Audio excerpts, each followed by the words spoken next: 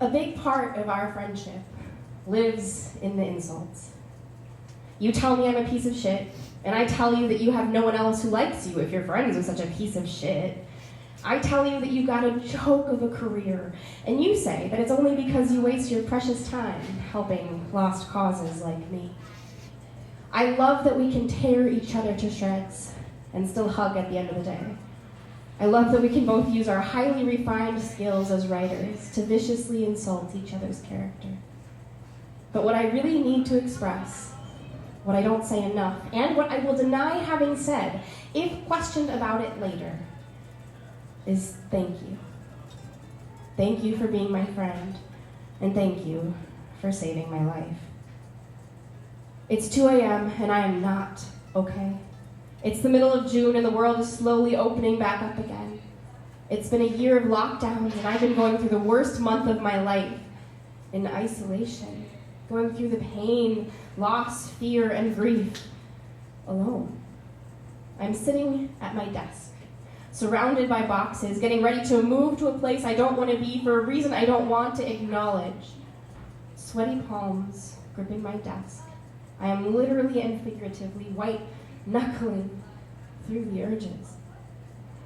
I've been suicidal before, but not like this. Before, it's always been half-hearted attempts or realizing I'm getting to that point and increasing hours in therapy, but it has never been like this. The last Google search is still up on the screen in front of me, showing the exact height that my body would need to fall for the impact to be fatal.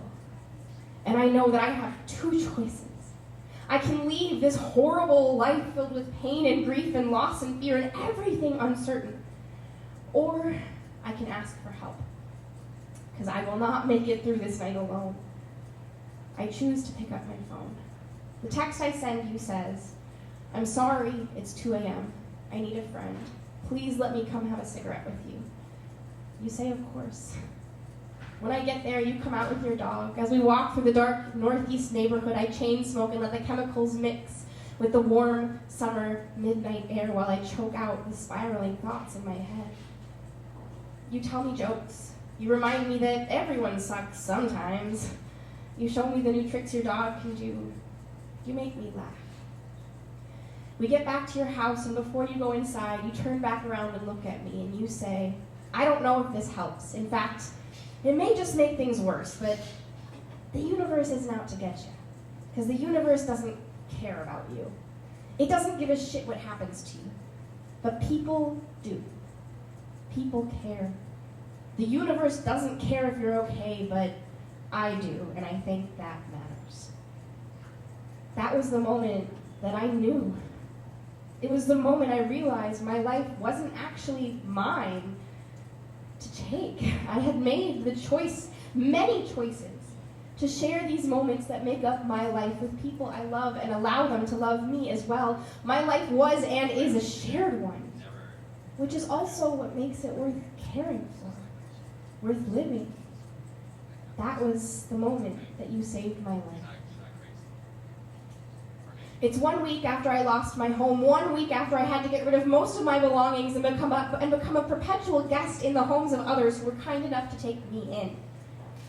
I'm sitting on your couch and you ask me how it's been going so far. I immediately start crying and tell you about the devastation of giving up my cats, the uncertainty of where I'll live in the future, and the fear of being a burden, and the grief of losing the future I had planned for. You nod and listen. And you just sit there, supporting me. Through the tears I mention, like I don't even own a single spoon anymore, and everything just feels wrong, and you jump up off the couch and say, "Well, that's an easy fix." Confused as hell, I watch you run to your kitchen. You come back with the most triumphant grin I've ever seen, and you present me with one of your spoons. I cry harder and say thank you.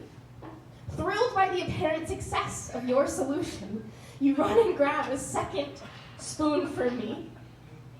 I say thank you, and that it's okay. It's really not about the spoons. And you say, "Are you sure? Because we have more." We both laugh. and things don't feel quite so heavy. It wasn't really about the spoons, but that gesture meant so much to me. I have stable housing again, but I do still have your spoons. I have them hung by my front door as a cherished reminder that even in the most uncertain or scary times, there are people who care. I love how often people say to tip you, or thank you for hosting, or for doing the work that you do. I don't usually do that. Not because you shouldn't be tipped or thanked or recognized for being a community builder, but I don't do that because it seems like a vast understatement. How do you tell someone thank you for being the kind of friend who shows up for you in the middle of the fucking night with no questions asked? How do you convey the depth of gratitude you feel for someone who is a steady and grounding source of hope? I don't know how to put that into words. I don't know how to put into words that I wouldn't be here if I didn't know you. Every time I see you, I will continue insulting you, and I will keep figuring out terrible acronyms for your name, and keep telling you how much of an asswad you are. But just this once, because I don't have the words to properly say what you mean to me and the importance of the role that you have played in my life, I will say this. Tip the fucking sound guy.